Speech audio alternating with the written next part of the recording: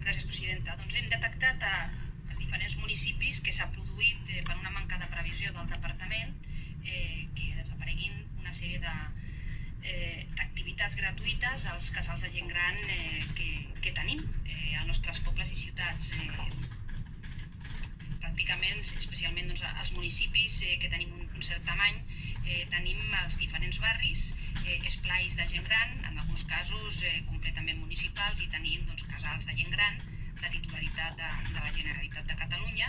que intentaven treballar de manera conjunta, tot i que la titularitat era diferent, i precisament en aquests segons és on han desaparegut aquest tipus d'activitat.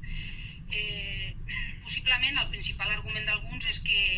d'això en té la culpa l'aplicació de l'article 155. De fet, alguns treballadors i treballadores d'aquests casals de gent gran han traslladat a les persones usuàries que els cursos gratuïts ara ja no es fa per culpa de l'aplicació d'aquest article, però certament a partir de fons del mateix departament hem pogut conèixer que això no té res a veure en absolut amb la retirada d'aquestes activitats gratuïtes i al contrari, que això s'ha produït per una mala previsió. De fet,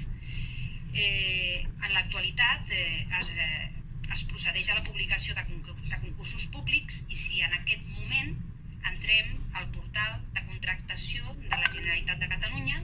podrem comprovar i podrem veure que hi ha una gran quantitat de concursos oberts, que hi ha també un nombre important d'adjudicacions, de contractes de servei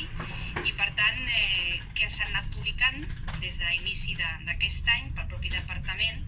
Sota l'aplicació del 155 s'ha anat publicant tota aquesta informació i per tant això no ha paralitzat l'impuls de determinats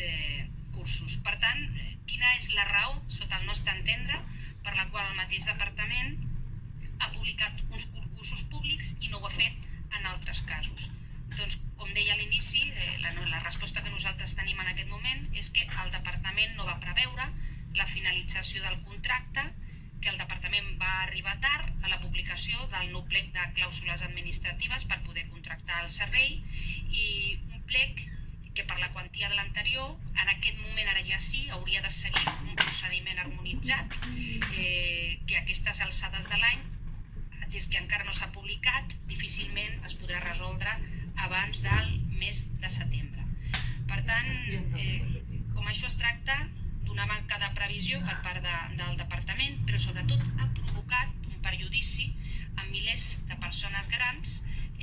Nosaltres subscrivim aquesta moció perquè pensem que és imprescindible poder continuar com fem en els nostres municipis,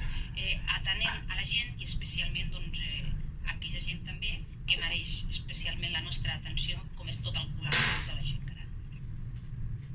Gràcies, grups